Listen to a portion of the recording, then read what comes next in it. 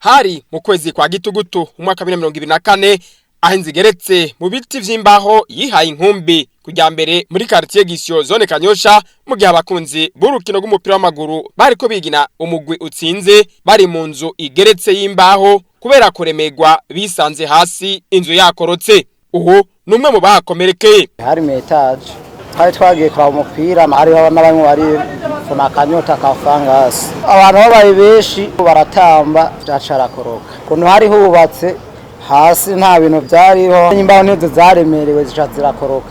Twe twibaza icyatumye hamera nabi, imbaho nizo zabuze. Abakomeretse ni benshi cyane, araguye ndababara ngaha ku ivi n'ibikomere bimwe bimwe byarakize. Matwe asumira numva ngo hariho n'abapfuye, cyo ntusaba ngo kubaka neza. Muri iyo ntumbero rero ikigo Oboha cyasohoye itangazo amazi atararenga inkombe mu ntango zandamukiza umwaka wa 2025, itangazo rijanye no kubaka inzu zigeretse mu biti canke mu mbaho. Twarasohoye itangazo aho duhamagarira bene gihugu bariko barubaka cyane amazu ageretse rimwe canke karenga ariko akabakozwe mu mbaho, tubahamagarira yuko bo kwihutira gukora ivyigwa bisunze mu kubaka ayo mazu y'amagorofa akozwe muri izo bikoresho by'imbaho kugira ngo ikigo dusanzwe turongoye kifashanye kuraba neza ubukomezi bw'ayo mazu, kuko hamwe ho tumaze kubibona haraho bisenyuka bikarunduka. Abari vya bibanza rusangi kenshi usanga ari ubunywero canke amazu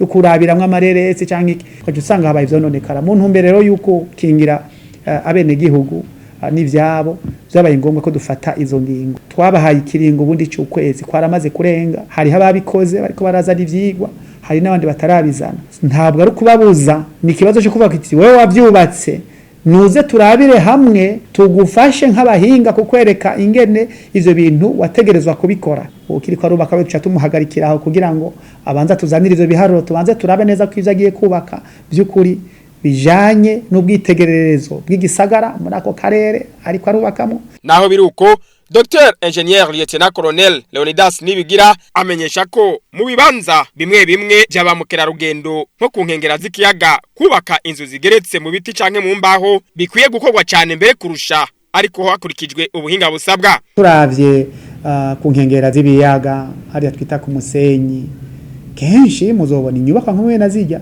izo nyubako zirubakwa kuko usanga zihuriranye naho ndetse n'abamukera rugendo ariko baraza ukabona hari ikintu byo kuri kimeze neza. Hariho ubuhinga bujanye n'izo nyubako ziriya mbaho canke ibiriya biti bikora byavanye no kungene izo mbaho canke ivyo biti byateguwe bakaba byarapomvwe imiti ituma izo nyubako naho zikoresheje muri ivyo biti zitegerezwa kurinda nk'ibungwe. Murazi neza yuko ibiti birabungwa, rero iyo biti birategurwa. Tunahimiriza yuko ivyo biti byokoreshwa muri mwe n'izo nyubako byo bari biti byatewe imiti zinashobore no guhangana na twa dukoko tuzirya bimwe twita ibungwe. Kubwa komiseri mukuru wa Oboha ngo kubera ko keshi abavyubaka batitwararika gusaba ubwishingizi kugira ngo habayisanganya amashirahamwe y'ubwishingizi abashumbushe, Oboha igiye kubifata nk'itegeko. Abo bantu bafise ayo mazu kubera yuko tuzi neza yuko imbaho n'ibiti muri rusange biri mu bibangamirwa n'icaduka cyane cy'umuriro.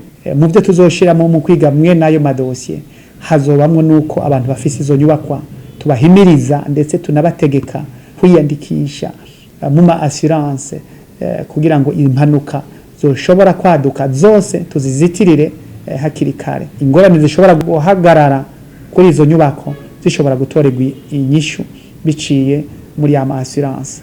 Kubwiwe kandi gwarakenewe ivyotuma ibikoresho kama byo kubaka bya hano mu Burundi bigira agaciro. No gukoresha ibikoresho kama navyo nyene iyo bihinguwe neza bigakurikiranwa neza ko byisunza amategeko birashobora gutuma tugabanya gusesagura. Ni nayo mpamvu rero ikigo mbere tuyoboye turiko turagomba gushiraho igisatano vuga cy'ubushakashatsi mu bijanye n'ikoreshwa ry'ibikoresho kama. Ibikoresho iyo bije biva inyuma kenshi biza bizimvye bikatugora, ariko nibaza neza iyo twoshobora kuronka ingene dukoresha ibikoresho kama twibaza ko vyoba ari ibintu vyiza. Arangiza ahamagarira abegwa n'iryo tangazo rya Oboha bafise inzu zigeretse mu mbaho no mu biti gushira mu ngiro ibisabwa muri ryo.